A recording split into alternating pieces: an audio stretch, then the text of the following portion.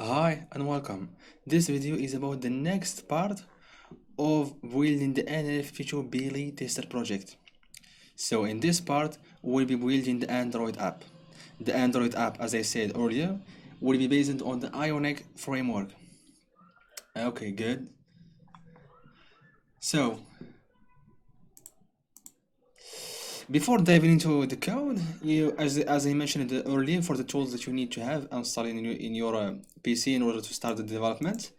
Here for the Ionic application, you need to have Node.js installed and make sure the Ionic CLI is installed. You need the Java Development Kit 8 downloaded and installed. You also need to have the Android SDK installed, and you need to have Visual Studio Code installed. Good. After you've done all that, you need to make sure that everything is okay. So let's start first with the Node.js. Okay, so start with Node.js. So Node space dash v. This should output the installed version of Node.js. npm space dash v. Press enter. Here again, Ionic dash v.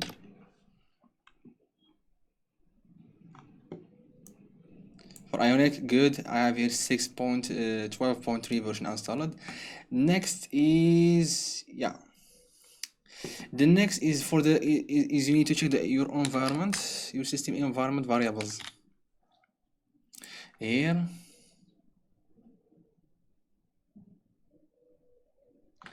and here there are mine here in advanced environment variables, and here you are. So here I have the Android SDK home. This is what my SDK is. Here is the SDK root, same location for the SDK. Also, you need to make sure, okay, the path, yeah. For the path here, you need to make sure that, okay, we got npm, we got the nrf command line tools. This should automatically be added. Here is SDK platform tools. We also here the build tools here. Okay, make sure you have all that set. Here I have also here the system variables. We have the AGB here, and we have also the Android home. This IGB is for the debugging. Not sure exactly what it is used for the debugging, as you will see in a minute here. Okay, cool. So this is here. This is my path. You can just use whatever like for the Android home, set to your location. Okay, and hit okay and hit okay. So the next here I have my phone here attached to my PC here, and you need to make sure that the developer mode or the developer options are enabled on your phone. This should be done, I think, in the settings.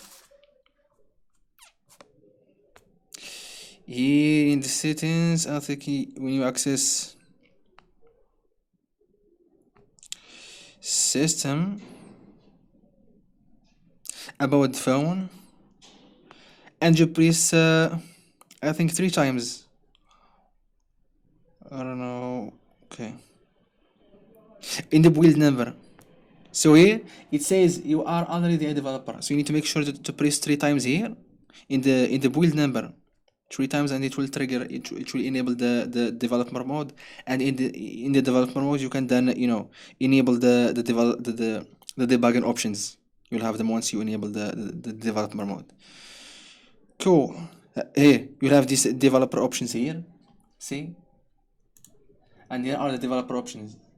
Developer options are turned on. You can see USB debugging, turn it on, see here.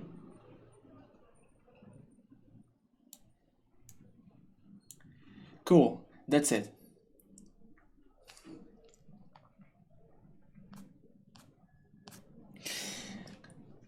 Cool. Okay. So also when you plug in your phone to your PC, it'll have these options here to how to like what do you want the phone to do, like what do you want the connection to be, like Is it for sharing files or just for charging? You need to make sure to set it for sharing files, you know. Okay, good. Now let's start with the project. So to start the Ionic project, you're gonna need to head over to your preferred directory. Here I am in users slash Abdul. The project I will put the project in the desktop. So here I have Abdul, and in Abdul there is the desktop directory. So cd change directory to desktop and press enter, and we are now in the desktop here. So in this desktop here, and to start the Ionic project, you're gonna need to hit to press Ionic start and press enter. Here, PK framework, please select the JavaScript framework to use for your new app. Here we'll be using Angular, so just press enter. Next, here project name, I'll just make it nRF52.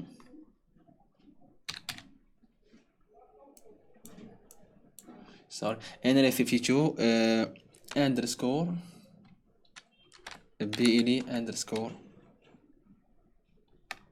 or just nRF52 tester underscore project underscore app, and press enter. You can give it a different name.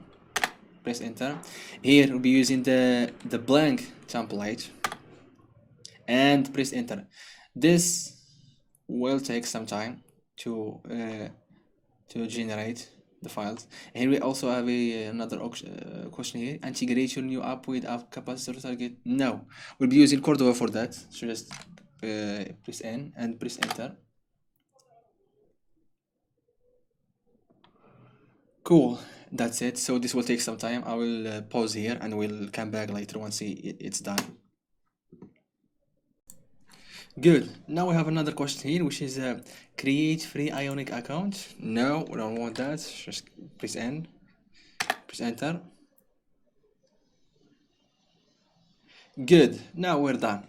So the default project file are now generated, and we have the project here, the Ionic project here. This is the project files that have been generated.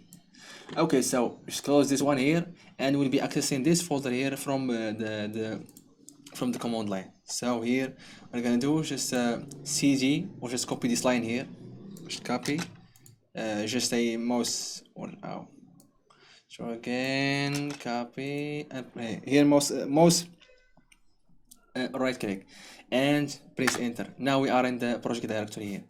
Now we'll be opening this project here, this directory here, or this project here in Visual Code Studio. If you have the Visual Studio Code properly installed and its variable name is added to your system variables,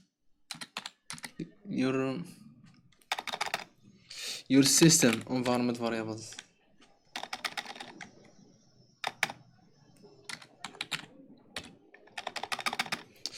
Sorry.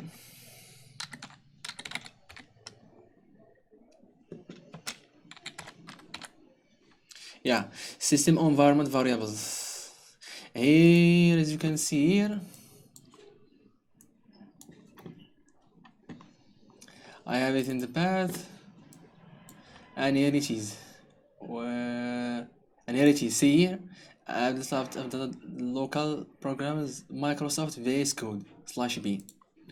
If you have this one here, it'll be good. So how to access that from the command line is how to open this project from the command line is just with the code dot or period and press enter. This should open the project in Visual Studio Code, and here it is opening now here. Cool. Now while we are developing here our application, our application in the Visual Studio Code IDE, we need to know how the application will look like when it is building. So for that we need to run a command here. So we have our application running on our phone, and once we keep updating it keeps updating on the phone. So here when the command is that you need to run is Ionic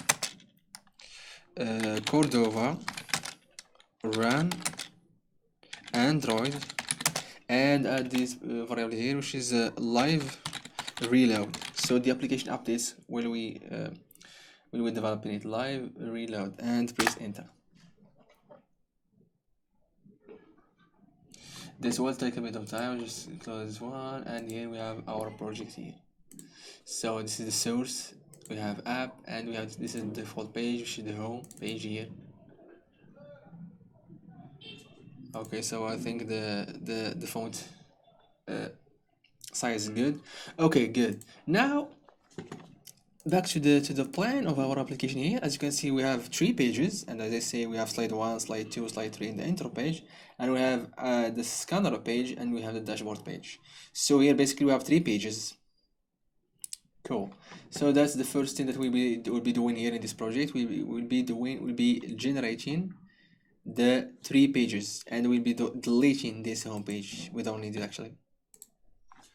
Okay, so what we're gonna do is, okay, let's answer the question here. Are you sure you want to continue? What's this? Ionic. Yeah, this is Cordova. Yeah, just press Y and press enter. This will download the Cordova integration. You know, Ionic wants you to use their integration, which is the capacitor, but we won't do that here for this project. We'll be using the Cordova. Okay, cool. What I'm gonna do, we just need to open another directory, another command prompt here. Another command prompt page, make it bigger, a little bigger. Okay, so now we're gonna cd to our project. To easily do that, just open this one here, copy the path, and place it in here, and place cd, paste the path, and here we are in the project directory. So to generate the pages here, you're gonna need to use this command Ionic G for generate, and here generate page, and the name of that page. We'll start with the first one, which is the intro. I just press enter. This is for generating the intro page. Let me see if the other one done.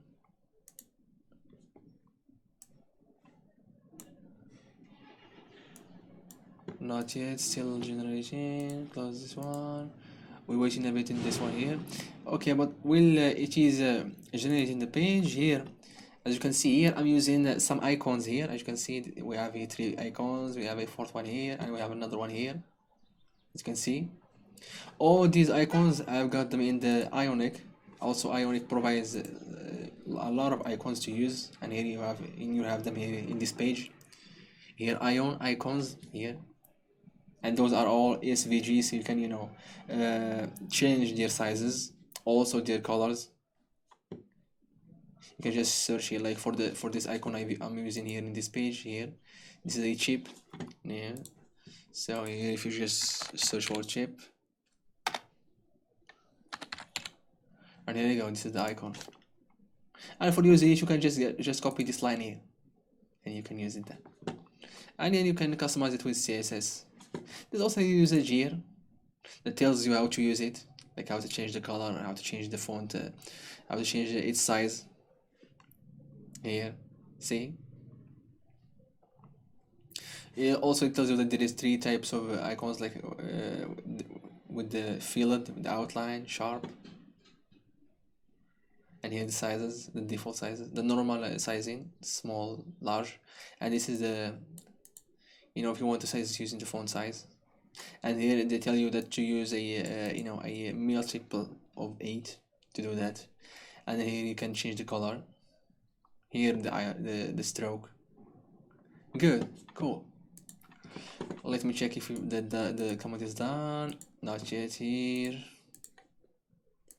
Also here.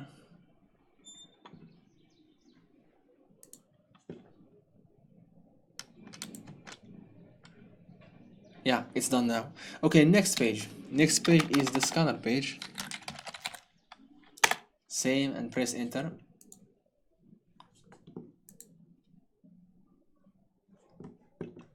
Okay, I think I will pause here and we'll continue once it's done. it's done now. So we have this the intro page and the scanner page. Now we need the dashboard page. Press enter.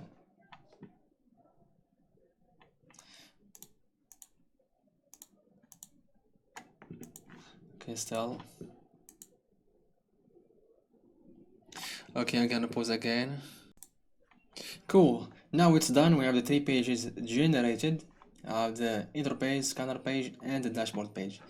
The next thing we're gonna need to do is, as actually our application doesn't use the default icon, the default doesn't use the default font provided by Ionic, as I have used another font, which is a Google font here.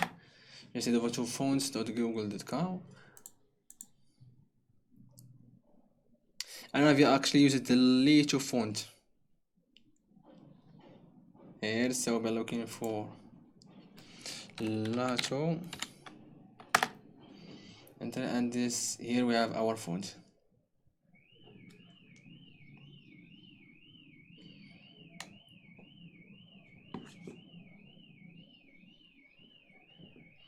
Good. In this page here, just select a style and download all, and here it's in desktop, and save.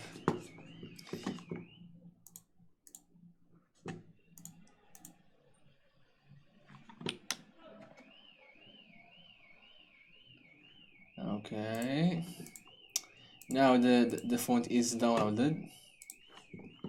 See, this is the Lato font. Okay, create a new folder here, put that Lato zip file in there, create another folder, call it Lato for the font, save it, place this folder, the zip file inside the folder, and extract it there. Extract here.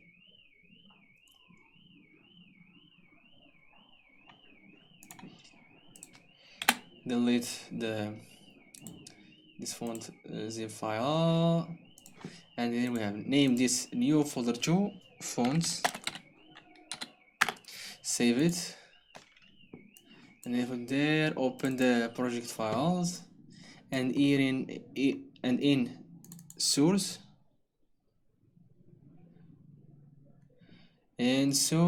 assets, you're gonna place these fonts here.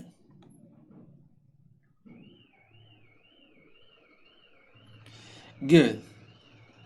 Now in the Visual Studio Code,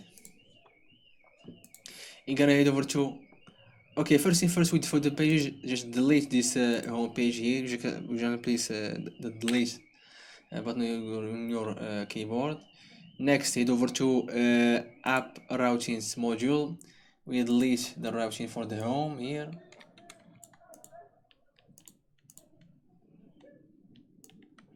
Just delete this one here. Delete it. Now just take the scanner page to the top, just copy it here.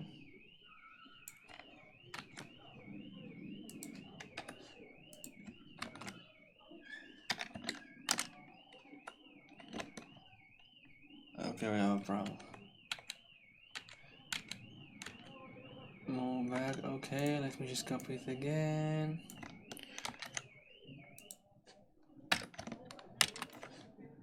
Good. Now we have the scanner page path on the top, and here for the redirection tool, we said that the default page of the app will be the scanner page. So just copy this one here.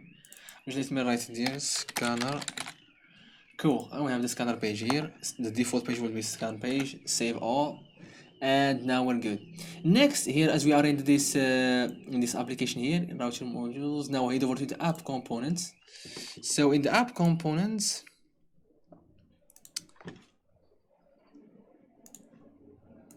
we're gonna need to add a line here for after here in the status bar, as here the default style will make it black, and what is the status bar is this part here of the application.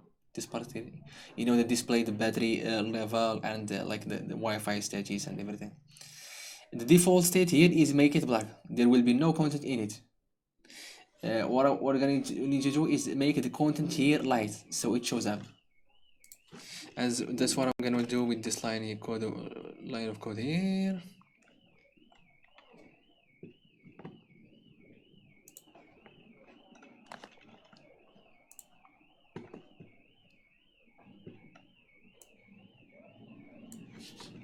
And the line of code is the code line here is so after style default you need to add another line here. Should be this dot status bar dot style light content, and that's the one. This will make the content light.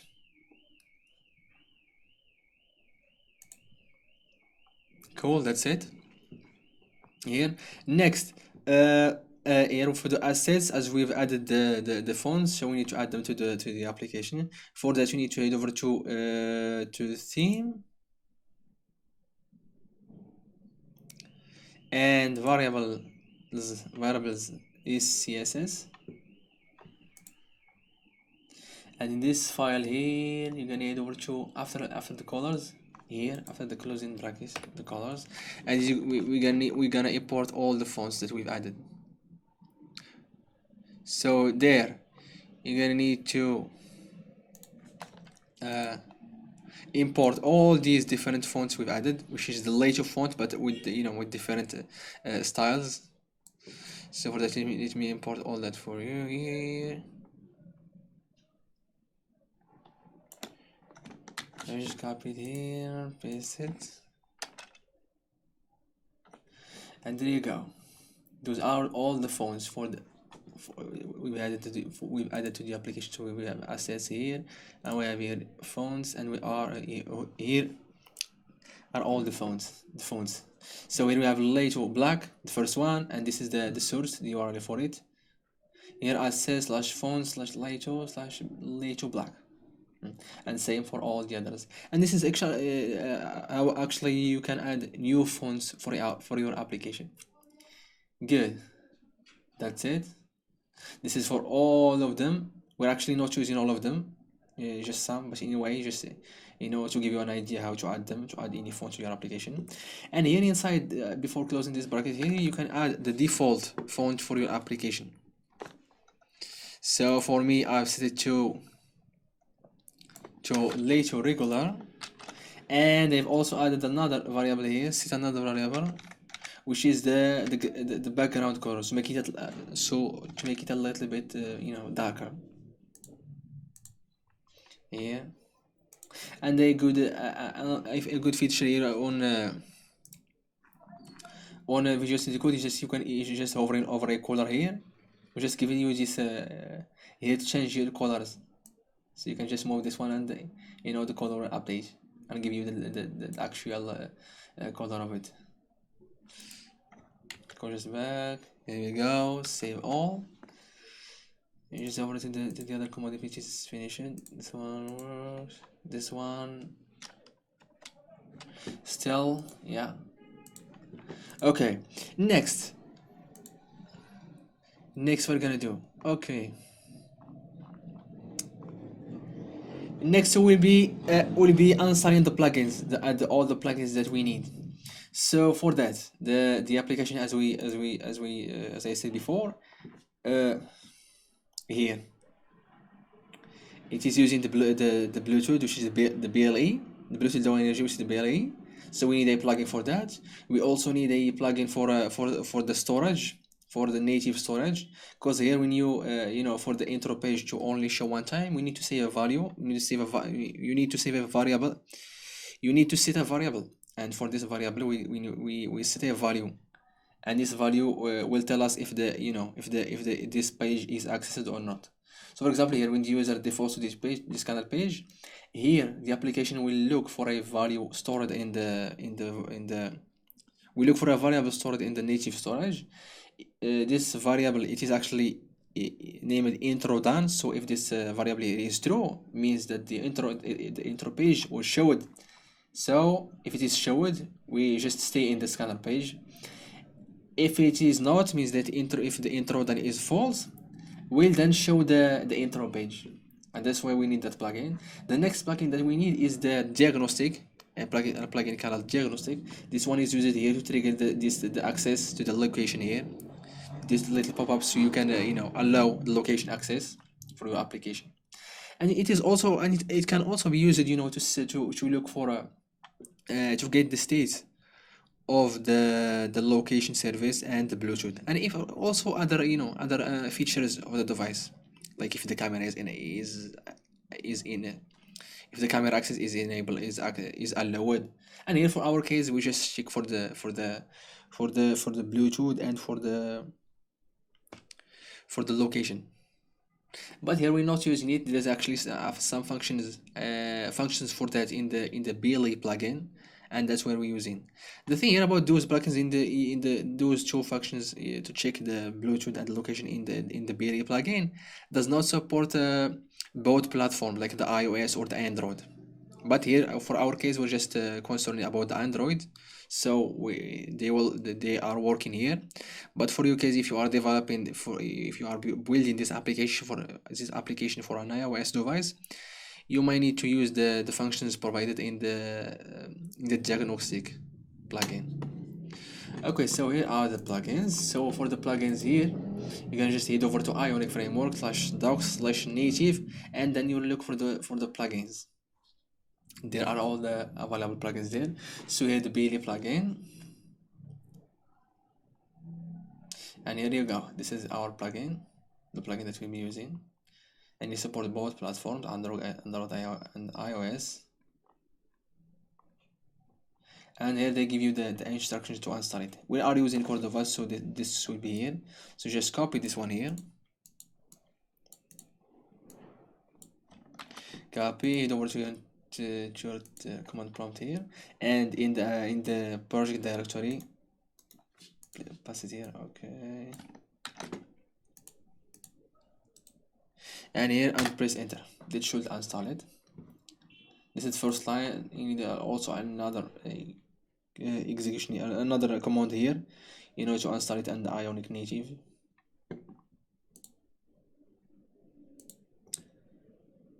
Call this way. This is running. Let me check the other command if it's still compiling. This is for the Cordova, so it'll take some time. Okay, so I'll pause here and continue once it's done. Good. So now the first command for the BLE for assigning the BLE plugin is done. Now for the next one, just copy this one here and open the terminal. Write this one here.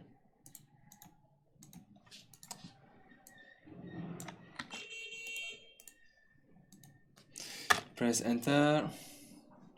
Okay, let's look into the other command here, and this showing it is compiled, so it is built in for the Android. Let me check for the command that we've used. It should be run. Yeah, a run. So it should be running on the Android was. Let's see.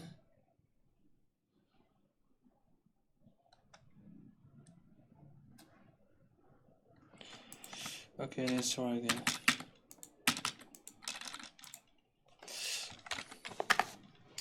Ionic, or just live reload. Yeah. I don't know what's happened. Sometimes the CLI hangs, especially if there are not enough resources in the PC. Like in my case, that this should be running at 99%.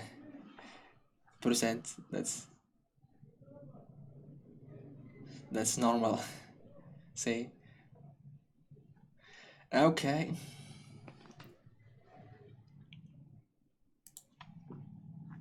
This thing here takes a lot of RAM and takes a lot of processing power. Okay, we'll continue once it's done. Now good, the first plugin, which is the BLE, looks to be done. Now for the next plugin, which is the native storage here. Okay.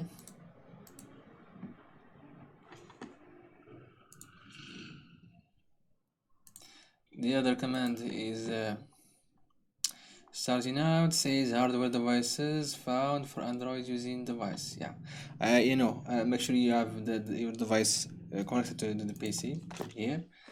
And back to our plugin, which is the native storage here. And same, just copy the first line. Copy the first line. Oh.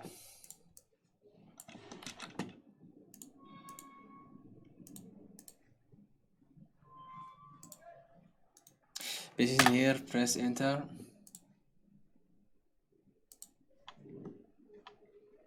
Okay, you should install it.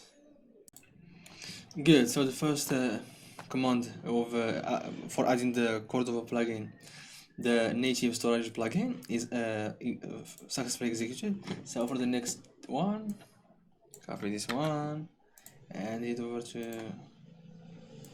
here and paste it here and press enter.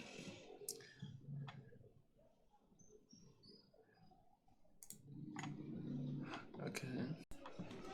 Good. Now as you can see, we're done with the native storage plugin. So the next plugin is the diagnostic plugin. As you can see also here for the other command that we're running here, for running the application, the project on our phone here. See, it's done. And as you can see in my phone, it's closed. So let me try again. Let me open it again.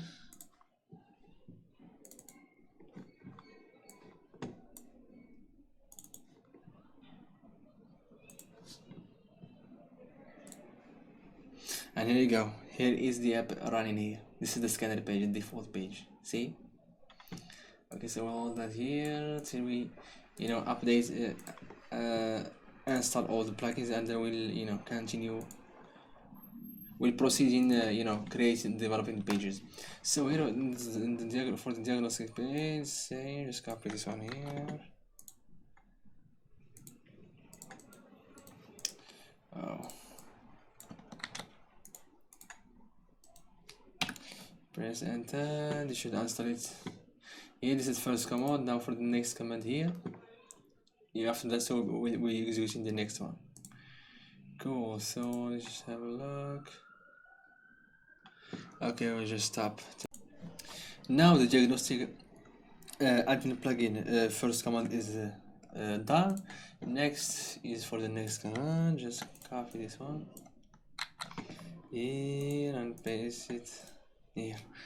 Press enter. This should install it. Okay, when it installed that, let's start for the pages. Let's start developing the pages. Okay, so we have here our application opened in Visual Studio Code. Now we head over to home. We've deleted the home page here. Okay, yeah. Okay, now it's deleted. Now for the scanner page, head over to scanner page.ts. No, but before that, just head over to the app module.ts.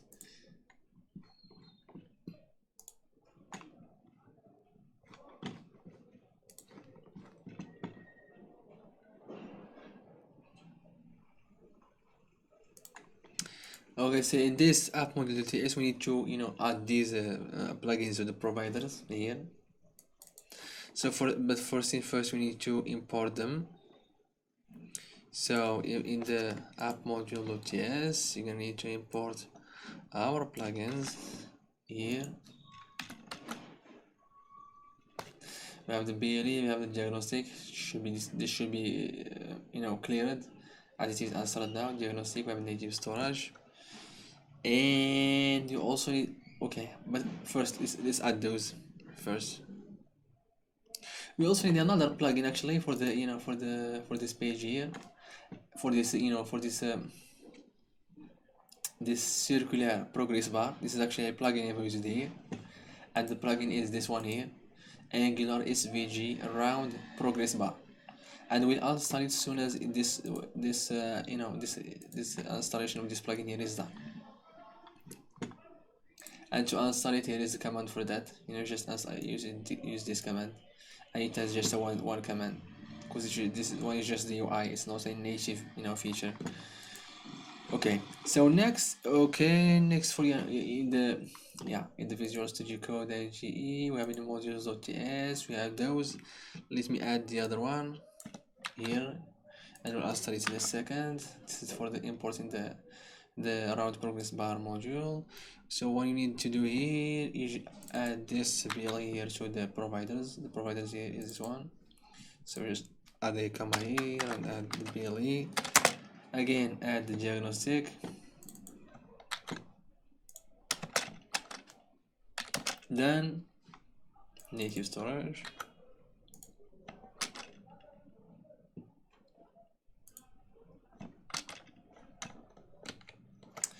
Okay, just the native storage here. Copy. Oh, what's this? Cool. No, they should be inside the provider, so same as the BLE. So BLE diagnostic native storage. Cool. This round the progress bar module here, we need to add it to the imports. So it should be here. Let's change it to here. Add a comma here and then this here. And save all that. Good. Now let's check for the plugin if it's done. Yeah, it's done. Now to the SVG around the progress bar module. So just copy this one here in the version that the command prompts, open it in the project, and paste it in here. Okay.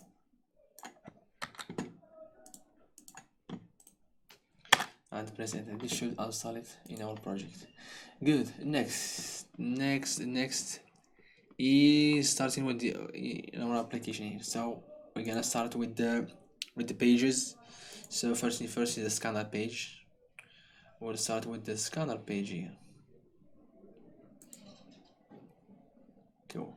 So in the scanner page, and we'll first start with the TS file, which is a TypeScript file. This is where the script will be on. Okay, so in the scanner page .ts file, you're gonna need to import a lot of modules there. So just 1 second please here.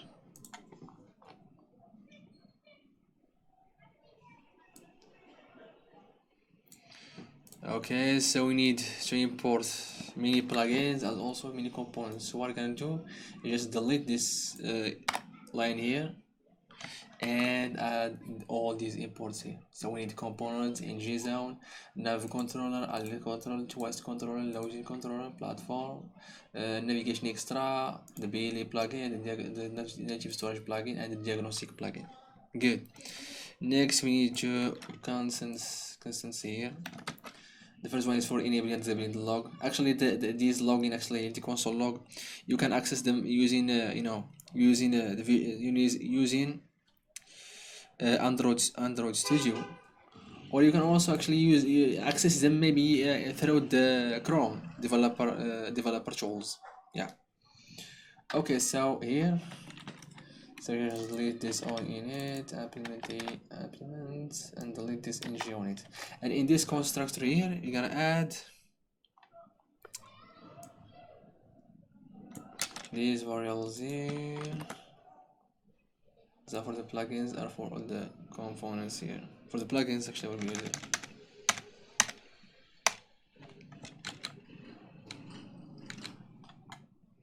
And there you go. Here we need to add a variable which is the scanned devices. This is a variable that will host the scanned devices.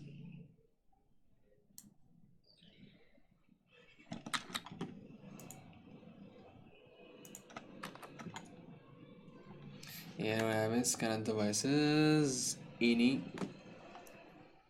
and it's an array, and we told the scanned devices. Next is we need to add a function. This is a default function here. This is for the views, which is called Ionic. Ion view will enter. This function will be triggered when we enter a view. A view is basically the page. So once we enter a page, this will be. So once will be entering this scanner page here, this function here will trigger. So this is Ion view will enter. So once the view will enter this page here, this code inside this function here will be executed. So here this is for looking if the intro page was displayed or not. So here we're checking the native storage for the variable, which is I call it the intro done. This dot native storage will get it intro done dot then. So done here is for this intro done. So if it is false, we execute a function. This function basically will just navigate back to the intro page in here. And if it is not, it is done. We have this console log here saying intro is done. Here the error, we also have an error. The error will actually be generated if there is no intro done here. This variable is not saved in the native storage. And in this case also here we're gonna navigate to the intro page. For that we'll add this function here, which is the on intro not yet done. Just add it here. And here this is the function. On intro not yet done. And basically here what we do is just navigate route to the intro, navigation back to the intro page. Next function here is for starting the BLE scan. Okay, so this function here is this one. So here start the BLE scan. This is the scanner. This is the spinner that spins, telling you that the application is scanning here. We have some properties here: spinner bubbles, animated true, message scanning, duration is 3000 milliseconds, 3 seconds, transaction true. And here this is on JSON.run, this scanned devices. So we clear the scanned devices and we use this in JSON.run because this will affect the UI of the page. Okay, so the first thing we check is the Bluetooth if it is enabled. And as I said earlier, this function is only available for no, this one actually is available for Android and iOS. You can use it in both of them. Okay, so first thing we check if the Bluetooth is enabled. If it is enabled, we execute this code here, which is next checking for location and starting again. If this error here means that the Bluetooth is not enabled. So this error here will generate if the Bluetooth is not enabled. And for that we show an alert here saying the Bluetooth is not enabled. Please enable it again. Cool. Then next, after the Bluetooth, if it is enabled, we check the location, and this is actually the function that is only for Android. And here that you may need to use the other plugin, which is the Diagnostic Plugin for that. So here it is. If it is enabled here, we show the scan spinner, the spinner that turns, that says scanning. Cool. So after that, we start the scan. This is the function for starting the scan. This.BLE.scan. The first thing that it takes is the services, the services UIDs that it will look for in the devices that it scans. So if it finds a device with this service here, it will scan it. If not, it won't. It will display it here. It will report it if it does not have this service here. It won't report it here. But here we just leave it open. The filter actually we do it based on names, and we do it in this function here after we report all the devices available. Okay, the next parameter that this function here takes is how many seconds the scan should be. Here 3 seconds. And do subscribe. Subscribe here means that each time it found a device, it will push it here. So here we push it to another function which is on discovered device. And here we have an error. So if something went wrong in the scan, we show the error in the log, and here we dismiss the spinner, and we show an alert. Cool. And here the error for the location if it is not enabled, and here we show an alert for that. Cool. Next function here is on discovered device.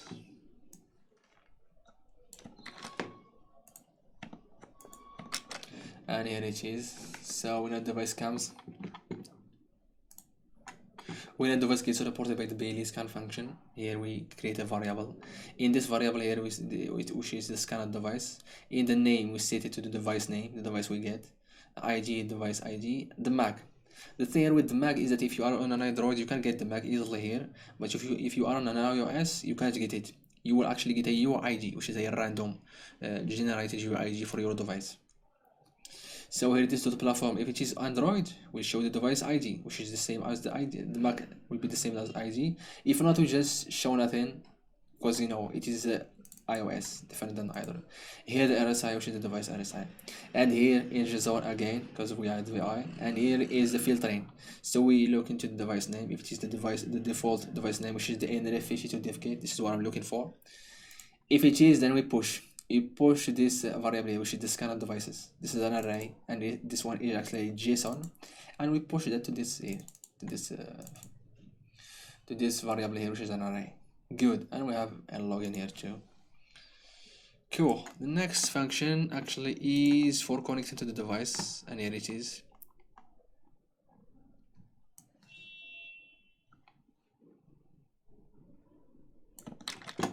Okay, this will be used to connect to the device, and here it is. So connect to device. This will be for that button, connect button. So when you press the button, this function will be executed. I'll add that to the HTML page. Yeah, to the HTML part of the page. Okay. So first thing first, we show an HOS here connecting to. So before connecting, show HOS connecting to. We put in the device name here, the medium, which is the colors. So just a note here in Ionic. So you have these colors here. Managed in this way here. So see, so you can easily use them for like a button or something like that, like a button that you are worrying about the color of the text inside the button. So for example, if you put the color of the button, so for example, if you need to set like a button, you need to set, you know, the color of the button, and also need to set the color of the text inside the button. Here make it easy, you know. So inside the buttons, for example, here if you use the primary, that the color of the button will be this one, but the inside of the button will be this one, which is the white color. This will make the color, this will make the text inside the button stands out, you know, you can see it. And same again for any other colors. See here. Cool. Okay, and that's it. I'm using here the medium color. If you are looking for the medium color here, see, and here it is. The medium color, so the twist will be in this color here, but the text inside the twist will be in this color here, and you can see it then. Cool. Okay. Yeah, good. Now back to the scanner page.ts file. Here next, after that we connect to the device. This.bd.connect. This function takes the device ID, and it subscribe. This subscribe is actually necessary because, you know, no, this subscribes here is used like if you are connected to the device, to the device, and you pass it, and you go like to the dashboard page, but the device suddenly disconnects. That's why we subscribe, you know, subscribe to this state of the connection, you know. And here what should happen here? If the device is connected, we execute this function here, which is here, this one here. See, just, you know, just to make it easy, I use a function here, and I populated all the codes here. So here we show to us that we are connected to the device in JSON run, because, you know, in this stage here, once you connect to the button, we navigate to the dashboard page, and the dashboard page needs some parameters. One of them needs the device parameters, like the name, the ID, and everything. So for that we need to pass the device, and here we pass it. Navigation extra, using the navigation extra here, query params. Query parameters device JSON.string device, and we send it. After that, we clear the devices, the scanner devices, because you know, one note for you here is that the pages, when you navigate to the pages, the other page that you are navigating from, like we are in the scanner page and we are navigating to the dashboard page, this won't this navigation won't clear, won't destroy the scanner page. The scanner page will actually be still there, still be there, and the variable will still have the same values, so it won't be destroyed. That's why we need to clear that here.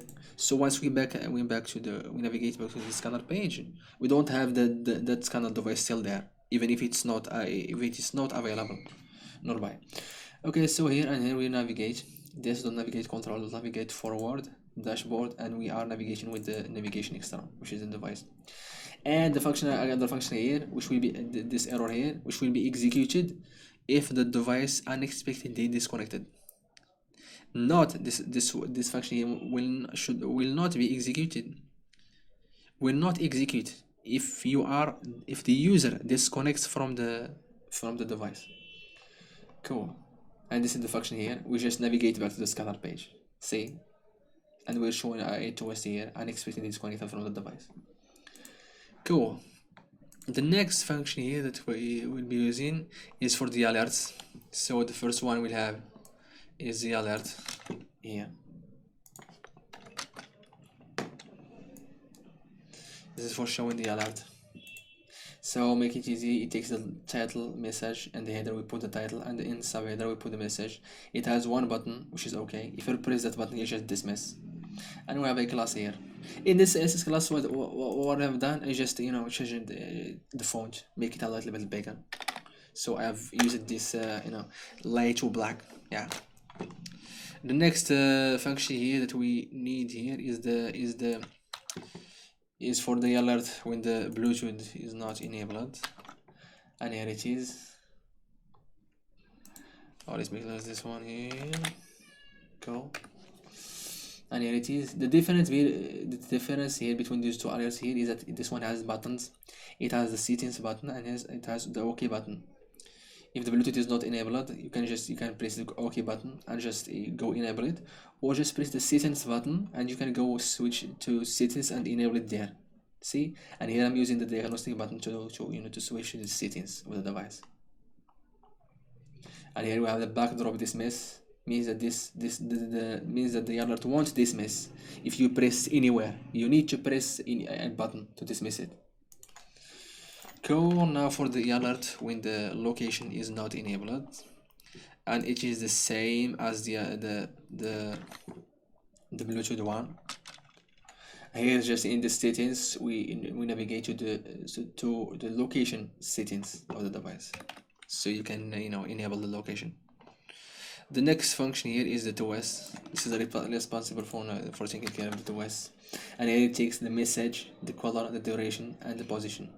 So here, message, color is the color, and remember the colors are those, to take care of the text and everything.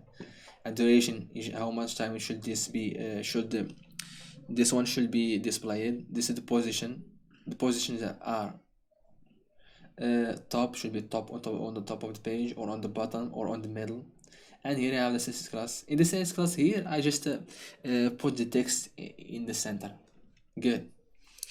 Okay, save this page here, save the test file here, and now we'll go to the HTML file. In the HTML file, we're gonna build in the UI, which is this one here. See, so we have the header here, we have the header here, we have this this name of the page here. To the left, we have this icon here. We have here the devices section, and for each device, each have a CS class here. As you can see, this little circle here with the inside of it here, we have the RSI, and here we have the name of the device, the MAC address, and we have the button. So we need to build all that using HTML here. Cool. So the first thing first with the header. So we need to change this header one here.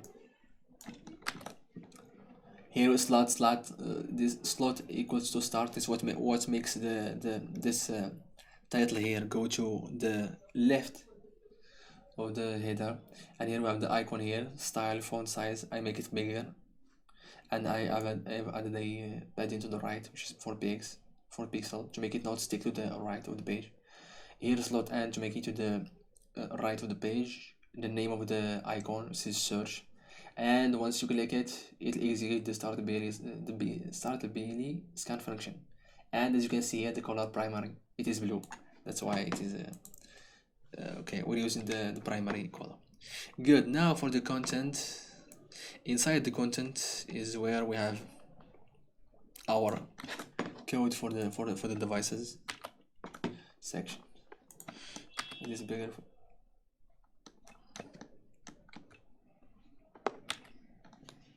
Okay, here we go. So what's that?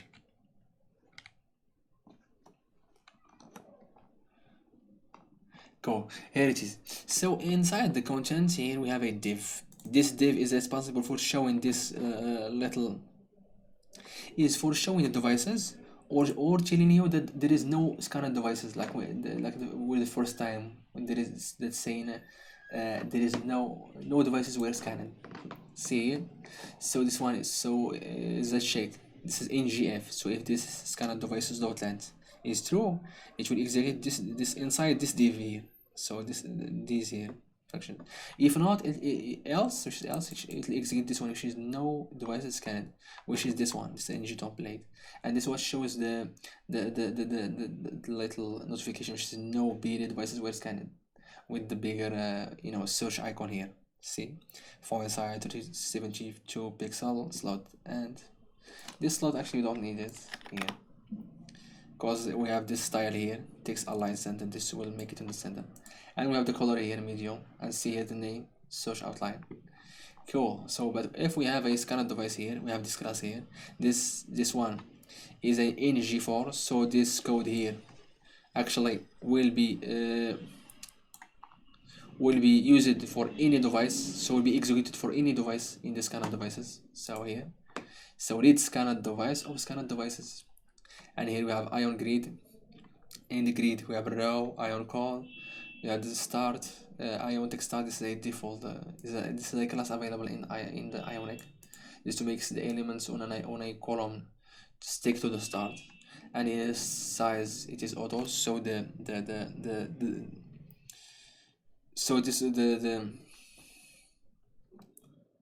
so what includes in these columns takes all the space it need in the column. Okay, so here we have a div. This is for making the circle, and inside the circle we have the device RSI. See here how we can get the value from this device here. So scan device with RSI, and a break line here, and GBM, and they have a class for that device RSI. Next column is for the name. We have the scan device name. If the device has no name, we just put unnamed. See here, and again under it, using a break line, we have scan device dot mac. Cool. I have added some empty columns here just to make this to easily make this button here, disconnect the button, stick to this place here, and not take all this left space. Okay, so I have some empty columns here, and again here is column which takes the button. This is the button, ion button, with a class connect button, the color primary below, expands blocks, so it takes all this column here, and we have the click. So once it is clicked, we have the connect to device function executed. With it takes the input, which is the scanned device, and which has name connect. Cool. We have all that, grid, div. Cool. And all that is inside the content. Save all. Now back in, we have as we have added the CSS classes here, mini CSS classes, we need to add them in the ACSS file here. So for that, so the first okay, let me add them all.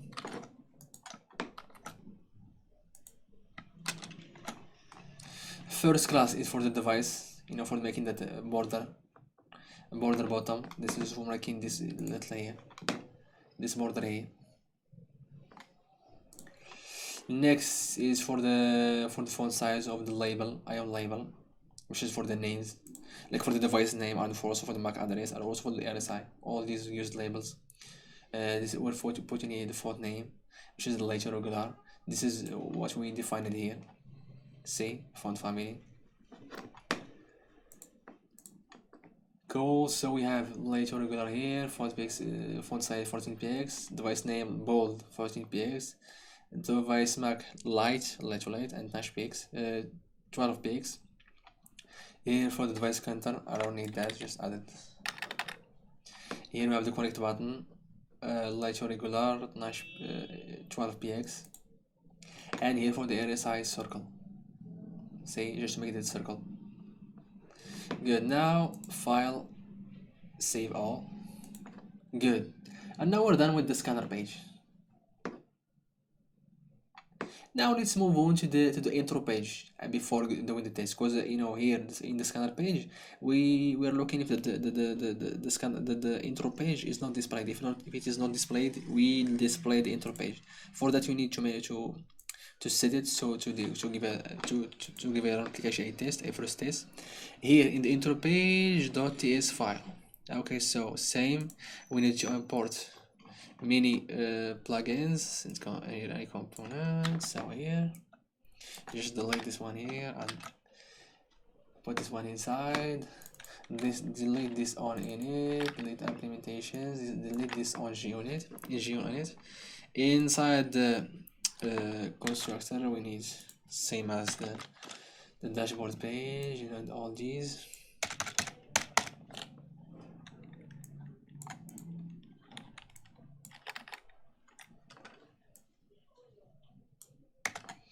Cool.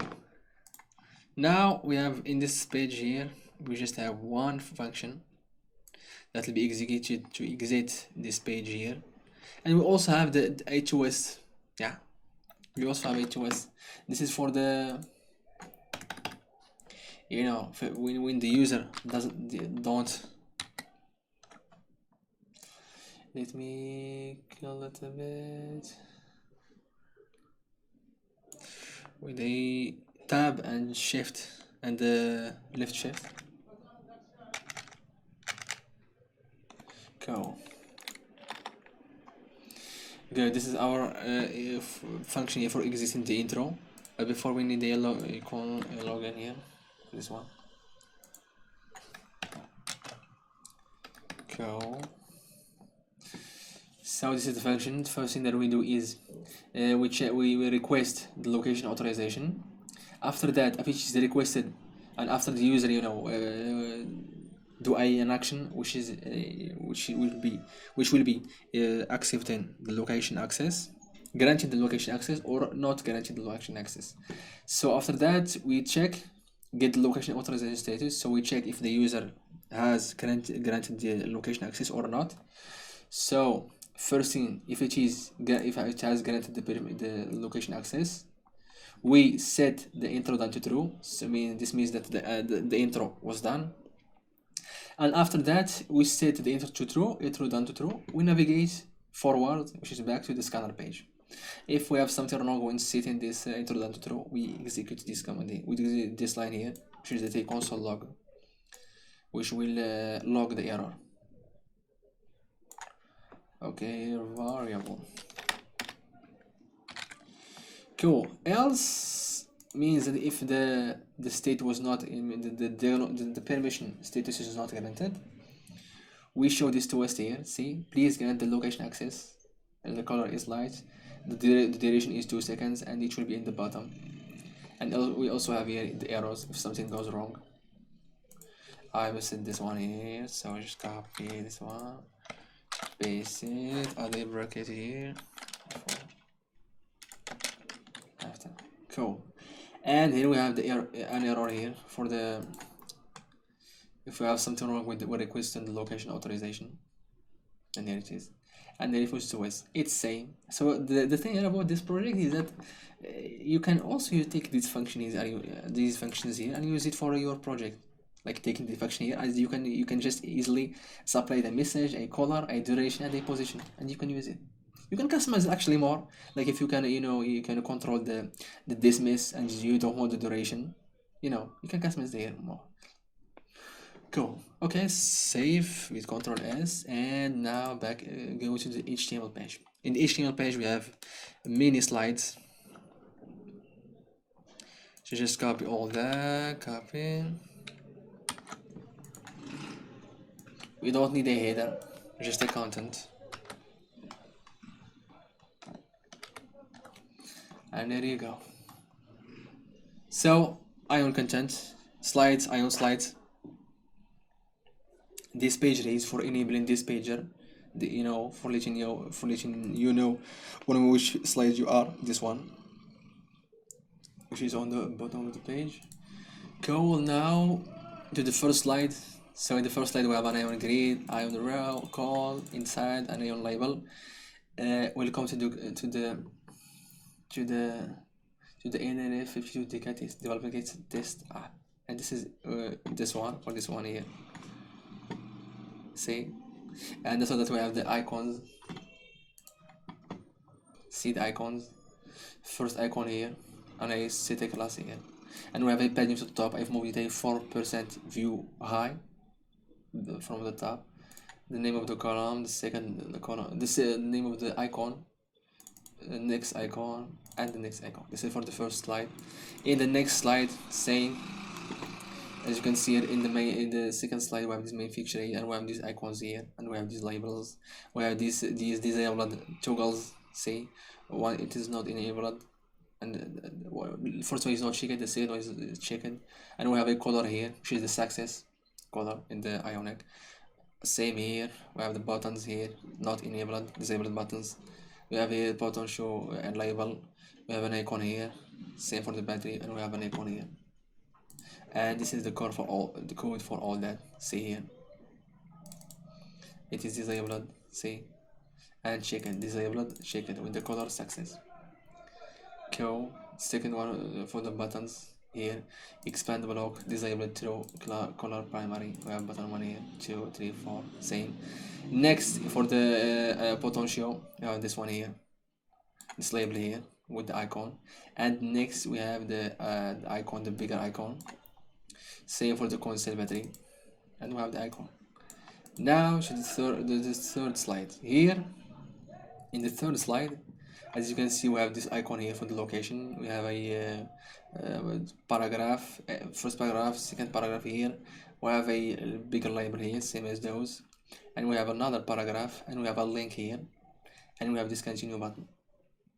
And this is here is the code for that. The first icon, the paragraph, the label, and here is the text here for the link. See the A tag, see the link, and this is what shows.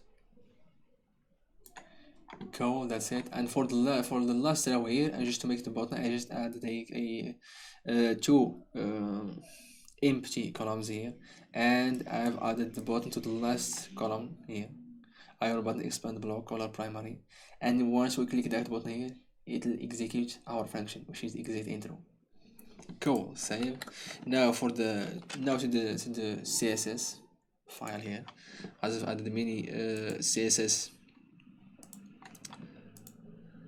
there. So the CSS for that is this here, this one. Ion content, in the Ion content, so everything will be in regular, and it will be font size 16 pixel. Here actually the later regular will be separated by default, as you can see here. We have set here the Ion font family, so this is the default family will be later regular. Cool. So you don't need actually to use that here. Anyway, just use it to know which font it is. Here font size 16 pixel. Ion slide will be on top with 1% view high, on bottom of 1 view high, a margin left and right of 2% of view width with the page, of the device that the application is running on. Here for the icons, first slide 1 icons. Here the font size is a little bigger, 128 pixel. Padding to the bottom, so it doesn't stick to the page or the bottom of the page. Here we have 4 view high, which is 4% of view high. Ion labels will have the light to black font family, and the font size 30 pixel. Here we have the IO slides. Again, we have the text align center, so everything in the center. Here the paragraph, padding to the left and the right with two view width. Here is 2% view width, and here text align. We have to the left. Cool. So now file save all. See here in the scanner page. Okay, let's have a look at our application, see if we can give it a little test here. So we have our application here. So let's have a look at the command.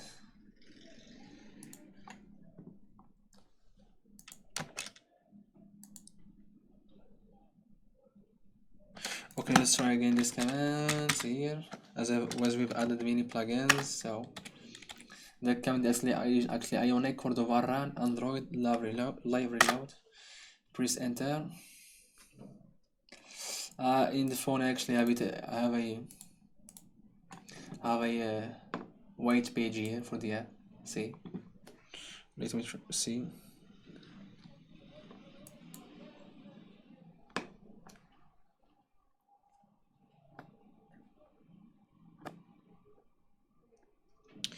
So this is the app here, and this is what will be launched.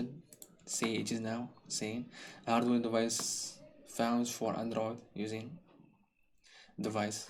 Okay, it'll execute in a second. For the in this meantime, let's add the dashboard page. So the dashboard page here. First thing that we need to do is head over to dashboard modules. This is necessary for importing the round progress module as we are using it in this page here. So because we are using this progress bar here, and we've added this plugin to the application, but but we need to add it to the modules of the page that will be used in. Cool, so we have it here, and we need to add this into the import and save it there. Cool. Next to the dashboard page.ts file. This dashboard here will have a tons of functions because we're using the Bluetooth, for the notifications and for everything that will be working in the app. First, same for the import. We have components, energy zone, platform, we have BLE, route, all that. We need to delete this on init, we don't need it here.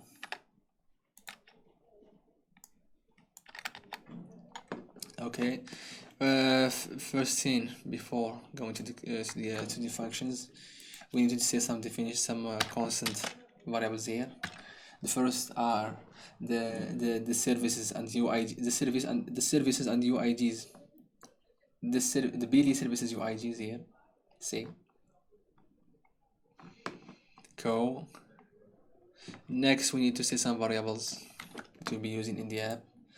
And see here, the variables are set in here after the export, but the constants here are set here just right before the import. Just right after the import. Here we have the connected device. This will host the connected device. This is the LED state, and this is for for the LED. This is for the button state, and this is for the LEDs. LED 3 is on. LED 4 is on. This is for easily getting the states of the LEDs, and writing the new states of the LEDs. So we just said is on. Is it on? No. Is it on? No. It's false. So potential level is a number. Battery level it's a number. Next in the constructor,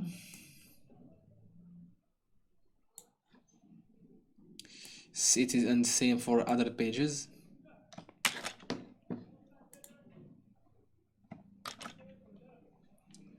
Say we need the Bluetooth, we need the navigation controller, activated route, allied controller to west, platform, energy zone.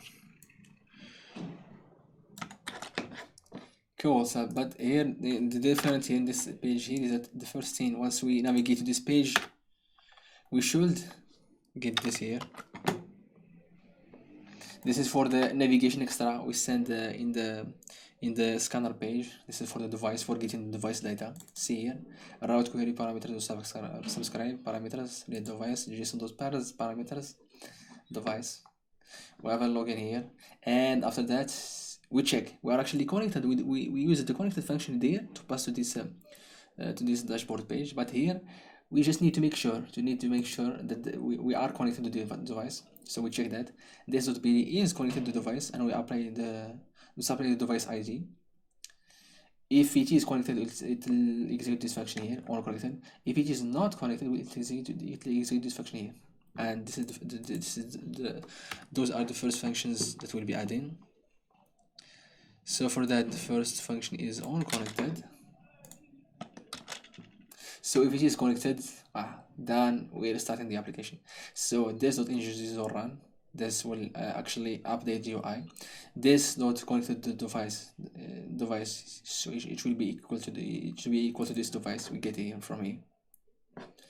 And the first thing we do is read the button states, read the LED states, then read the potential level, then read the battery level. After that, we start the notifications on both the three characteristics.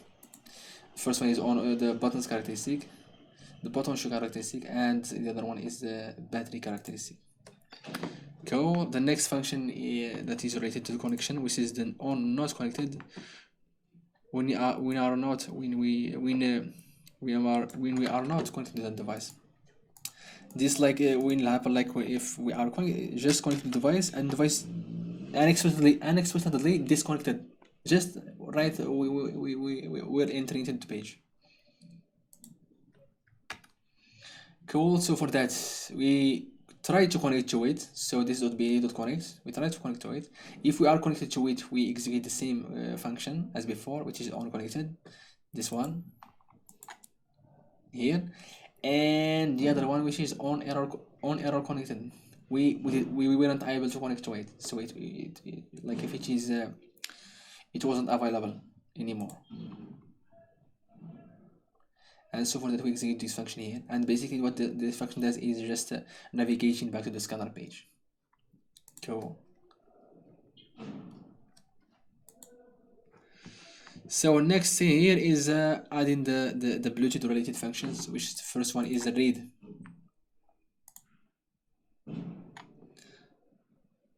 Okay, so let me check if we have this running here or not yet.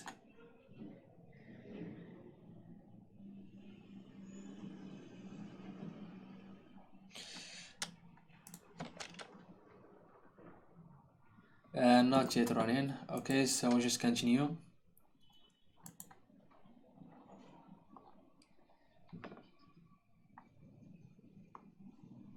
So the first thing we'll be adding is this function here, read button states. Next one, read LED state, then read, then the others. Cool. So the first function as we'll be adding here, as I said, is read button states. This function is for reading the button states on the BLE. Button states characteristic.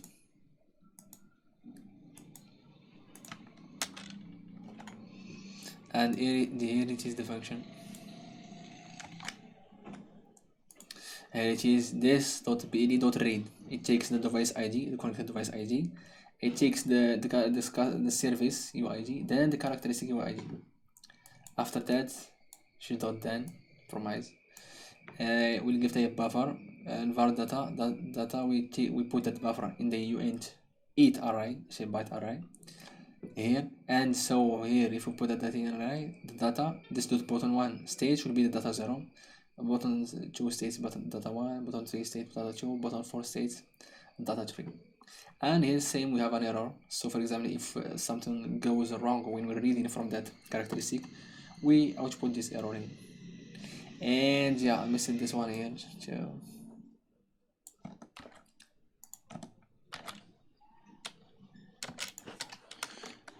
The bracket.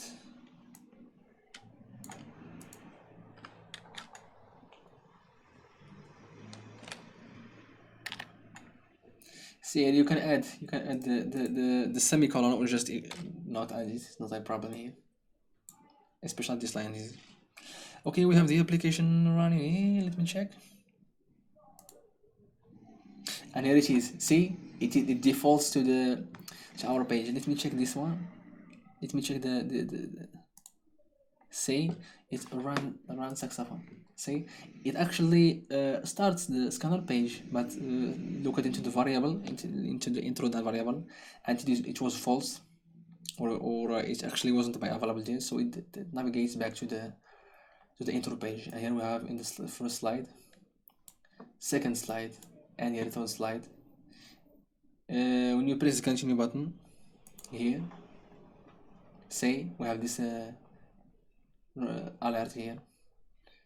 If we deny, see, if we deny, we have this little twist here at the bottom.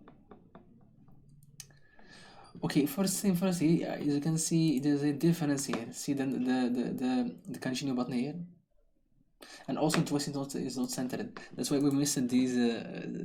We missed adding the CSS for the alerts here there and the buttons.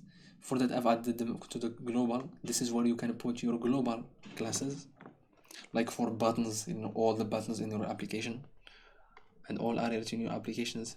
So for that, here global CSS, here are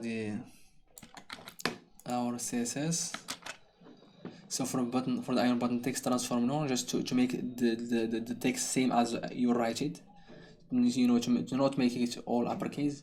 Here are two ways to make the text align center, and here the alert to make it lay to black. We've not yet added the alert. Okay, let me go to the dashboard page here. I don't need to save this page here because we have this error here, and this might affect the running of the device. It's my report and error, so just save this page here. So save it. This should update in a second.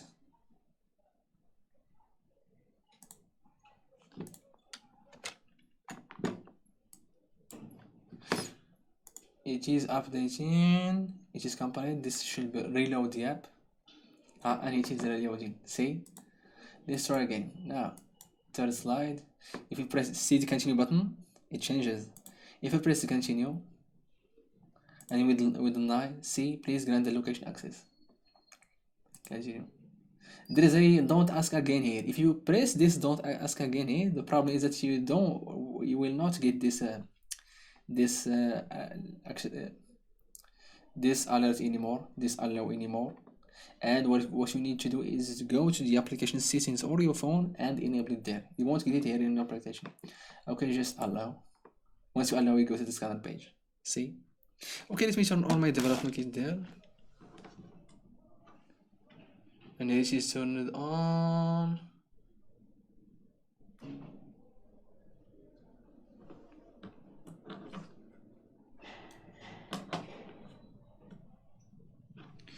Okay, but I don't have the application already. Let me flash the application. So we have. Let's use the nRF connect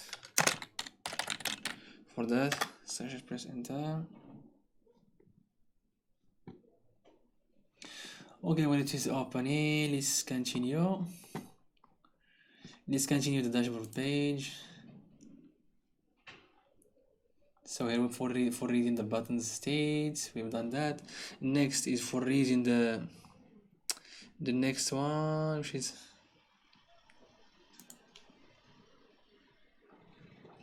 the next one. Next function is for reading the LED states,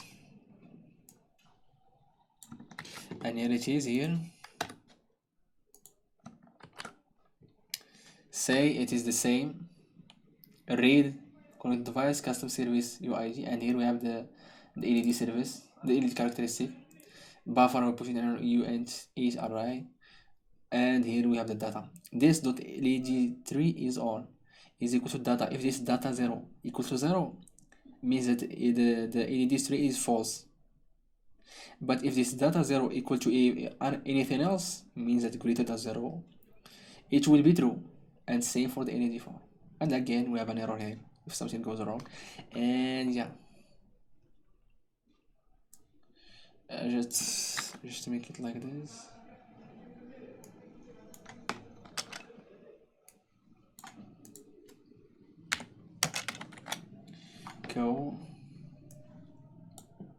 That's it for the LEDs states. Okay, let me, yeah. And here in this application, open programmer should be opening just next again for the other function, which is for reaching the potential level. And here it is, same again. We're just using the potential level characteristic here, and here we have just a 1 byte. See, and again, just to mention the ng zone, this will affect the UI. This will show up in the circular progress bar, and here it is, potential level data 0. And here same again, I have this little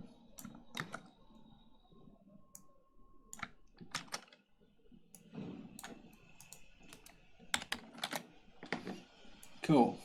That's it. Okay, let's say to work to the nRF connect and select device here, my part device, and here add hex. Let me look into the hex for browse. Just go to the desktop.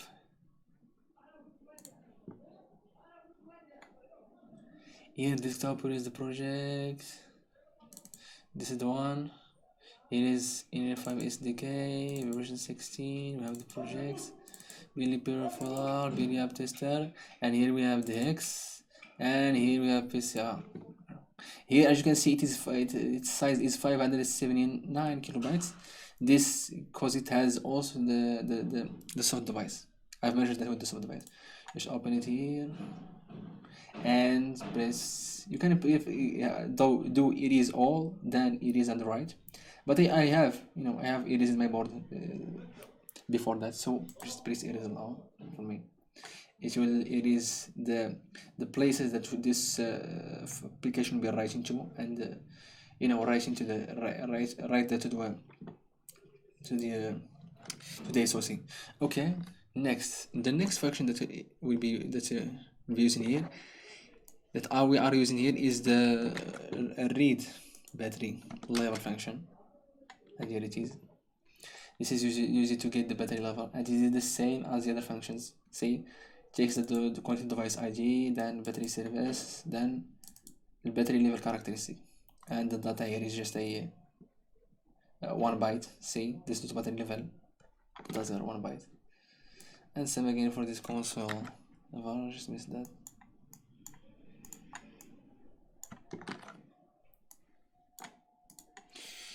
Close this one. Cool. And that's it. Now, next function, which is for the notifications. The first character that will be starting the notifications on is the buttons characteristic. So here we have it.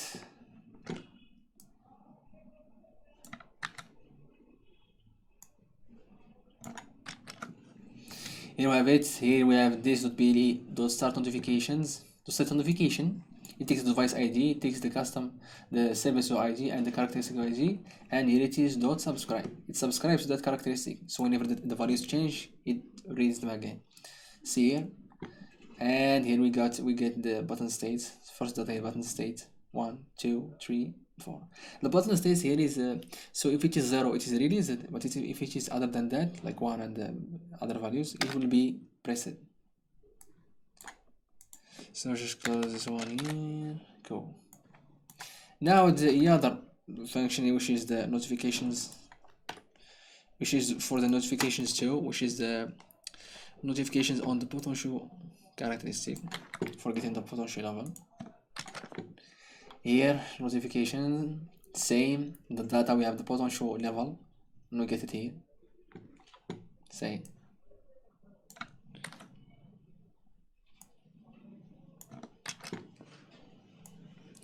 Same, call this one here, go.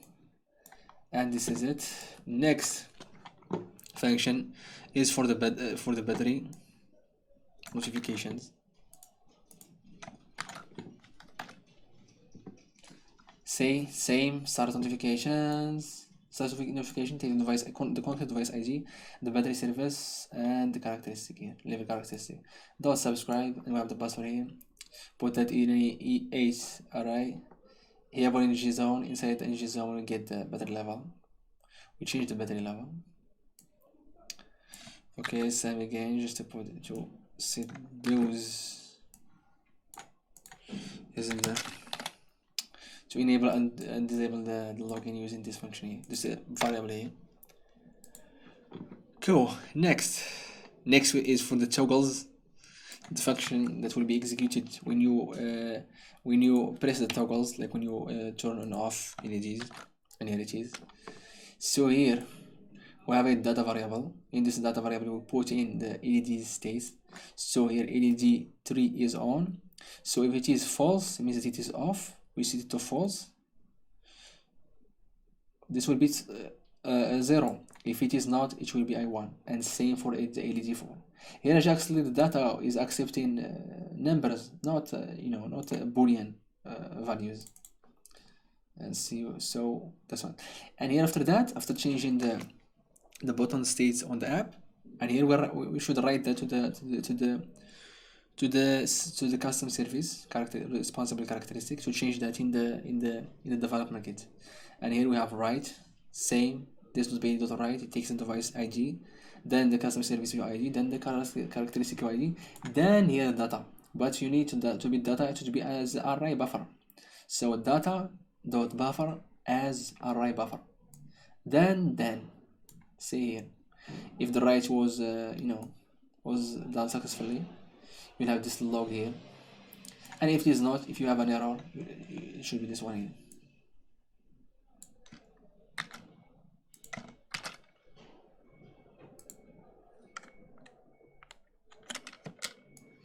This needs a bracket here, should class one another bracket. Same. Here in the Bluetooth, there is another function here, another function similar to the write, which is a write without response. It is pretty fast, if you use it, like if you want to transfer a lot of data. But the downside of the write without response, as you can hear, is it doesn't return a response when it is right, when the data is right. And that's actually what takes time here in this write function here. It takes a little bit of time, it's not a lot. It's just an acknowledgement, to make sure that the data we are writing is actually writing to, successfully written to the characteristic. Cool. Next function here is for disconnecting from the development kit. So we have the disconnect and we have the two other functions, instead of populating the disconnect function with all the function. So we have the disconnect here, taking the device, and here we have this.bd.disconnect device ID. And if you disconnect successfully, we have this dot on disconnecting. And just a note here, this is dot then. This is promise. It means that this function here will execute, but won't return until its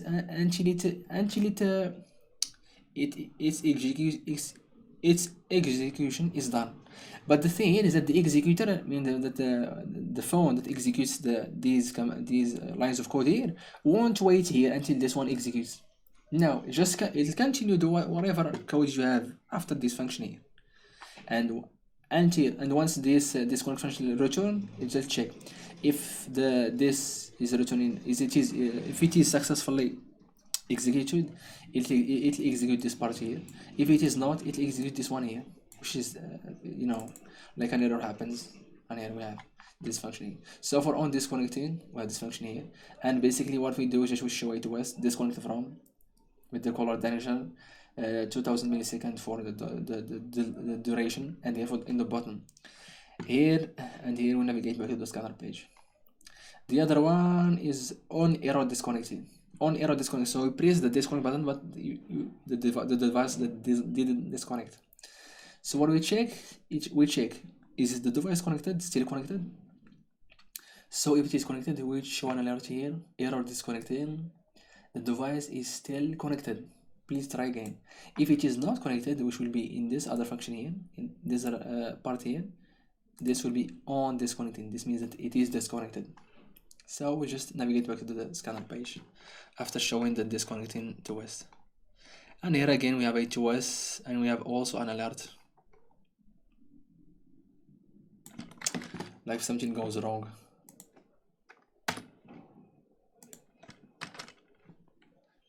Say. This alert here is actually we're using it in where? See, we're using it when error disconnecting to show to tell the user to try again. Go. That's it. Just control save for save all. Next, in the HTML page, we need to build the UI for this page.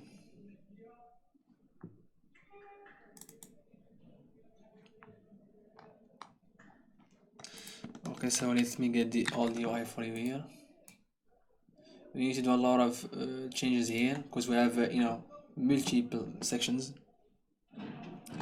Let me check if yeah, it is done. So just close this one here, and let's give it. Let's continue the test. So we have in this kind of page. Let's scan. Oh, see the Bluetooth related alert I'm talking about. If you press the setting here, see, it'll navigate to the settings. So the Bluetooth related setting, and you can enable it here. See, and back again. If you scan again, oops, you still have the notification not enabled. If you press the setting, it will navigate to the location setting. Back, press scan, and here it is scanning.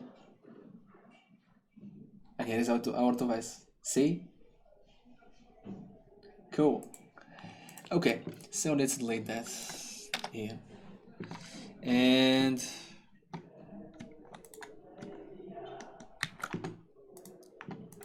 here we'll add the HTML code for that, for this page. First thing first is the header. So as you can see here, we have the header.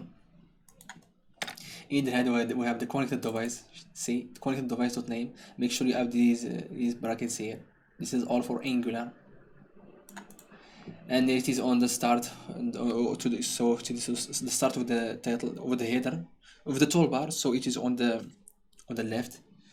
Here we have the Ion label. It is on the right of the page. Its color is danger. It is red. And here we have the class. This class is used to make it in a different font, a black, I guess. So we have the click. So if once you click that label here, this function will execute. See, disconnect, and it will take the connected button, the connected device. See, and its name. And inside the content, this is the first section. Ion grid row. We have a column. Inside the column, we put the Ion toggle, and here we have the NG model. See, LED 3 is on. This variable will control that toggle. So if this one is on, means that the LED is on. If this one is true, this toggle will be toggled. See, and if it is not, it is false. It won't be toggled. Here we have the color success, so it will be green. And here this function is for ion change. And here see, you can hear for the click, we also have an ion change. So if you change that toggle, if like you toggle it, see, this actually this NG model here is also used like for the first time that we read the LED state. So we read it, we need to trigger this LED 3 is on. So to make it on, so we toggle it. So to make it that LED is on.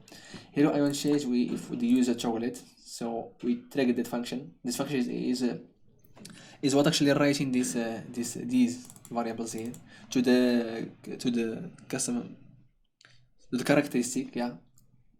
It's what writing that to the LED's characteristic, LED states characteristic. Okay, we have toggle 1 and we have the second toggle. This column to make it that one in the left, to make this one in the left, to make the other one into the right. Go, we close the grid. Next section is for the buttons. We have many buttons here, but they are all disabled. See, disabled true, and we are expand them, taking all the column. Here we have the color primary, and here in the button states.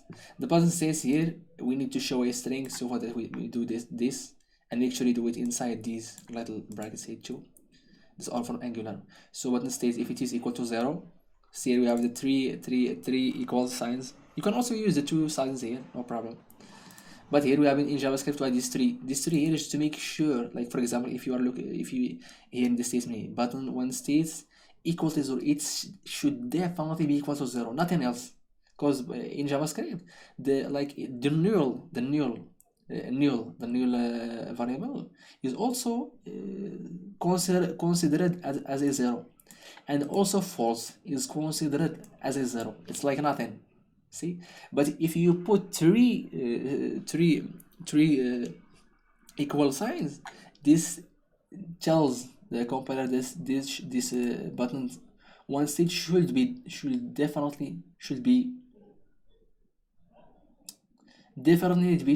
need to be equal to 0 before before this statement be true. So if it is equal to 0 here, it will show this button will show released. If it is not, it will show preset. Same for second button, third button, and the fourth button. Next is for the potential level here, and here we're using the round progress bar. See, this is the plugin we're using, this VG. The first div here, because we're using a grid, inside we have a row, and inside we have a column, and inside this column we put the label, see the potential level. See, this is the potential level. This is to make this label here with the class is to make this here at the center. See, and here we have the potential level, and I just added this percent character here. And for the round progress bar, we use a class to make it in the center. Here it takes some properties. The first one is the current, which is the potential level. This is what the same see. This one is what controlling its states. So how many it states? Okay. So the maximum value here. This is the value actually of the progress bar. This is the maximum that should be 2. The maximum value is 100. This is the color of this one. Here, this is the color of this little one here, showing the percentage. And here we have the background. This is the background for this this one. This white color here. See, it is white. And we have here the radius, which is the radius of the progress bar. We have here the stroke, which is the stroke of this progress bar. The stroke of this this element here. This one, the stroke of this one. Next one is semicircle. Now we need it to be a circle, a complete circle. A rounded false. This is for this one here. For this one is straight here. See, if it is if it is rounded, it will be like this, like a round here, like a half circle here. And also for this part, for the other part, a half circle here. Cool. We don't need that, so false. Clockwise true, so the state move in the clockwise. So it starts from here, from this point here, and turns like in this city. You can change it and turn it back in here by just changing this one to false. Next is for the battery. We just use a ion progress bar. This is provided by Ionic.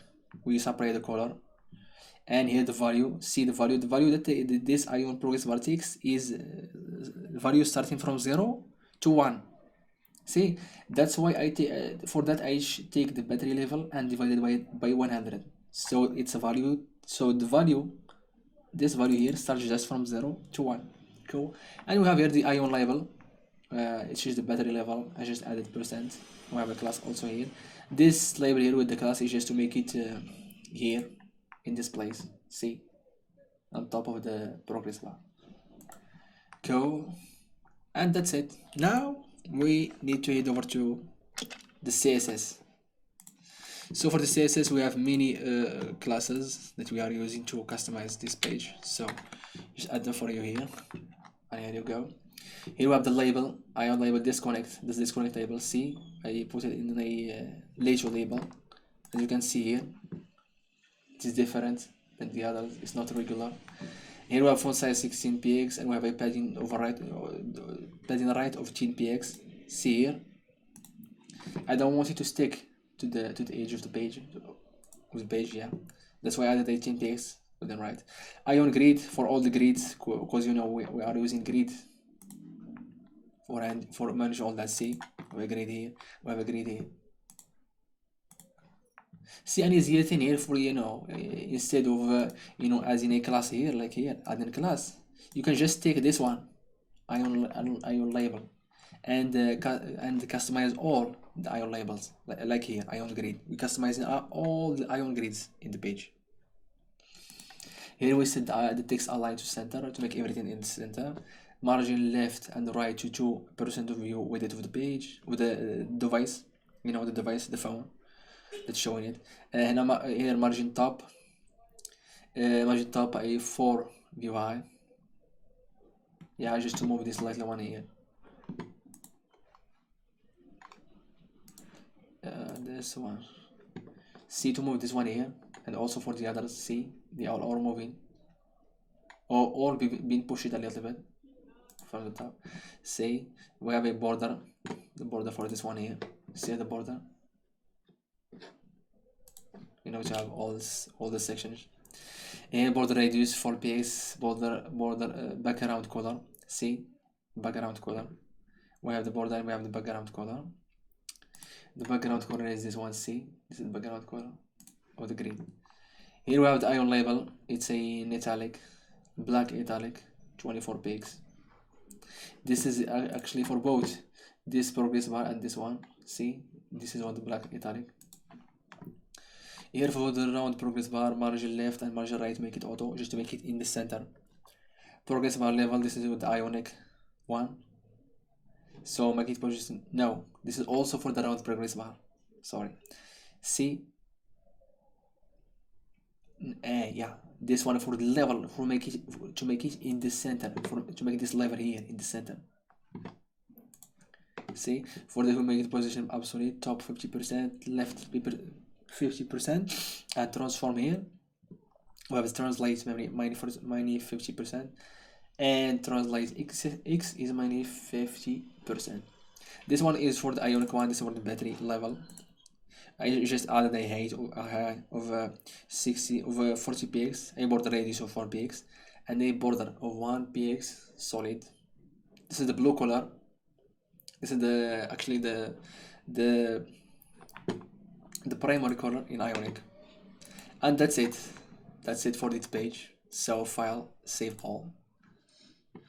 We just hand over to this. Here, see if we can see if the UI will change. Yeah, and it's actually changing. See, it's compiled successfully. Here the UI change. So let's try again. Let me wake up my development case, and here you go. Let's scan. Try again, and here it is. Now connect. And it is connected. Let me try to enable the other camera here, see if we can access it.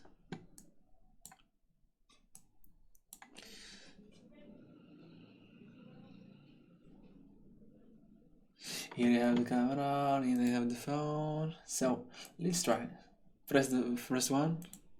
We have the first LED 3, LED 4, turn it on, turn it off, buttons. Press it, second button, the third button, and we have the fourth button. All working good. For the potential, this is also working. Move it back.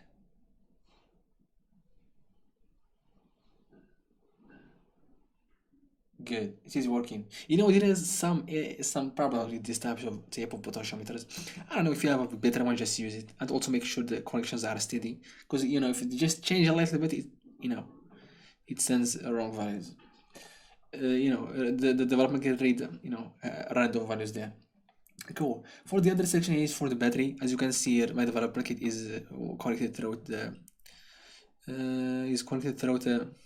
USB, so this should be wrong unless you add until you add the coincid battery, and you will have your you will have that correctly working.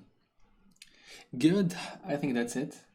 If you press the disconnect button, see, disconnect from the dev kit. Cool. And okay, let me. Cool. What's next? I need to do here. Okay, yeah.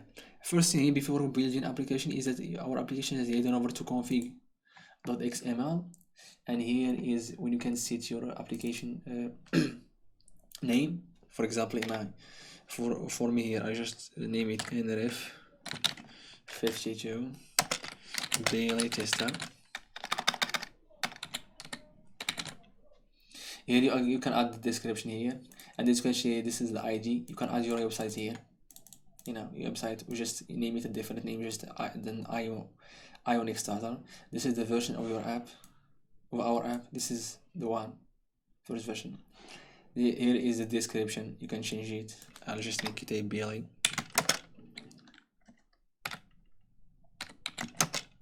App for testing and nRF52 dev kit. Go here, the author email. You can change the email here. Also here, what else? Yeah, here are some preferences here. You can set scroll enable, it is false. As you can, as you know, these the Ionic is just, you know, those are just like web pages. So you know, you might have that little you know, scroll here to the left on the page. Here it is disabled. You can enable it, just setting this one through. Here this is the splash show only first time. You know, if you set this one to true, it will show just one time. Here is splash screen delay. This is how much it waits, you know, 3 seconds. One preference that I will add it to here is this is for the app to not you know, to just be on portrait mode. So just search for Ionic app portrait mode only. Here is where I have found the preference for that.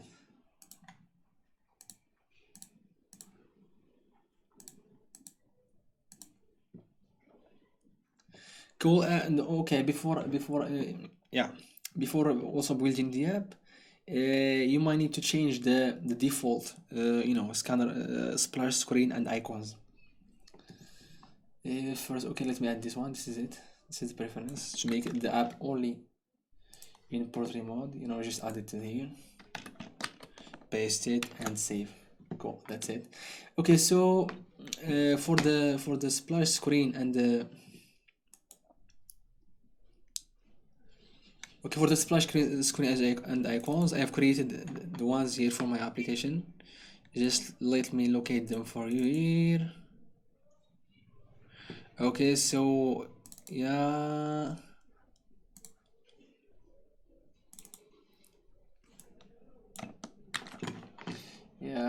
and those are here. Okay, so save. Those are the icon. This is the icon I use in the application, and the icon I just made it using you know, using this tool here, this free tool. Its name is Canva.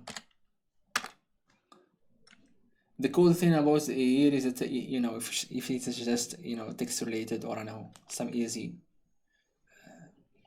you know design, you can just head over here and create design. I need to give you okay, just wait loading here. The actually to create the custom dimension here, to create the Ionic splash screen and icon pictures, there are some information to know about. So they okay, so let me look at the okay, 1 second here. So we have Ionic splash size, or okay, let's look at the requirements here. See, okay, not this one, Ionic Cordova resources. See here, it says that the icon should ideally be at least 1024 times 1024 pixel, and it should be located at resources, in the resources folder, and named icon.png. Same for the splash screen, but here should be 2722 times 2722 pixel, and it should be named splash.png, and it should be placed in the resources folder.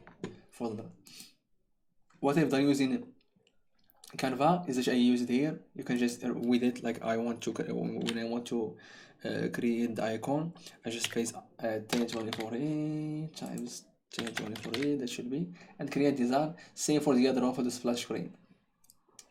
And okay, I got those two here. This is the icon, and this is the splash screen.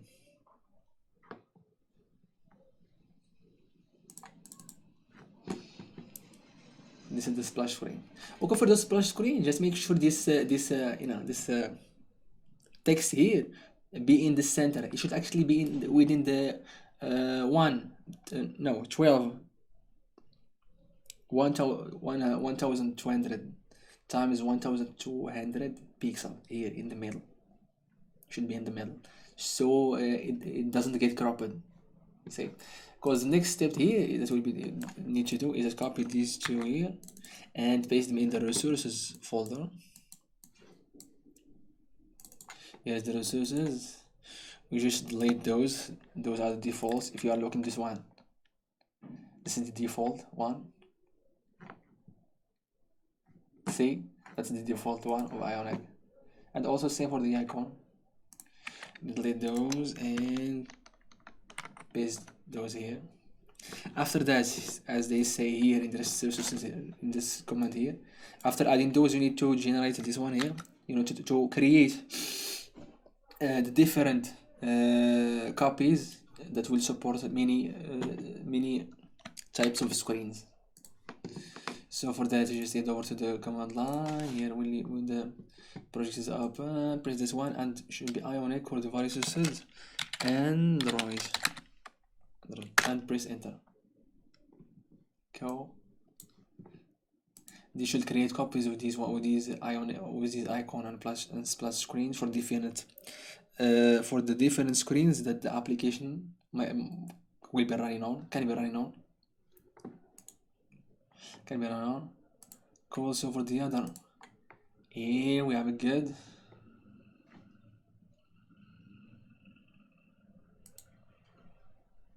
Cool, and here it is. So we'll see if this one will. It is compiled successfully. Let's see if this will.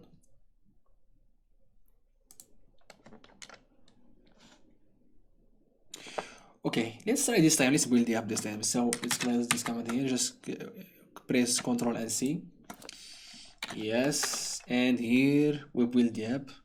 So for that, you just Ionic Cordova build Android. This will be the debug. This will compile or create the debug version of the app. The good thing about the debug version is that it will run with no problem on any device or on any Android device. But there is also another version, which is the release version. But the problem with the release version is that you need to sign it in order to run it on a device. Otherwise, it won't be. You may have problems while running it on a device. You'll have errors when scanning it. Anyway, another downside with the debug version, the downside of the debug version is that it has a bigger size. For example, here it will be around more than 10 megabytes. 10 megabytes. Even if the application can be just, but once you create the release production app, it will be just about 2 megabytes. It's small, because we don't use a lot of much there is no much pages in the app, and also it doesn't use many assets. We just use the fonts and the icons and splash screen. That's all. So here, Ionic Cordova build Android, and please enter.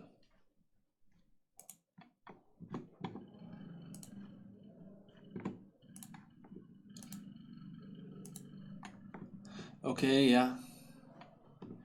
Cool, that's it. So just here, in this one here, just close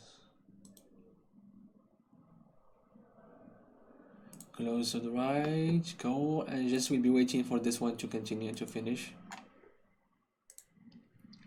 Cool.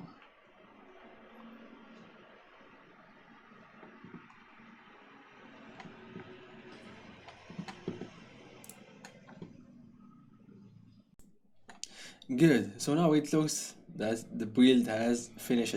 See here, build successful in 1 minute 57 seconds. And here it says build the following APKs. See here it builds the app dash debug.apk file. Okay, let's access that file here. So let's say over to that directory. So just copy this one and cd to that directory here. Okay, so to open that directory here in the file explorer, just press start period and press enter, and here it is. This is our app. Say, as I told you, it is 13 meg. Cool. I have sent that to my phone. So let's have a look at my phone so we can start it then here. See here, I just sent it to my phone and here I received it, and here it is. Let's install it.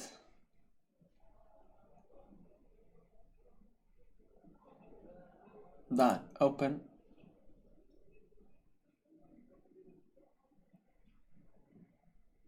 And here it is opening. And here we are in the scanner page. In the scanner page, it redirects us to the intro page. And same again. Continue. Allow. So everything working good. Scan. Just scan again. Just wake it up. Same. You have the notifications. You have the device is connected through the USB. So that's it. Everything is working good, and that's the app.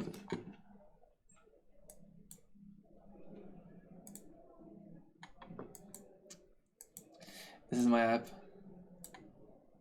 See, the name actually doesn't change. I don't know what's the problem. Yeah, maybe something here. I think we've started the execution before, before changes one. See, it didn't change. I think we didn't save it. Anyway, you can change the name here. See the description, everything. You can change also the id here and save it and rebuild it.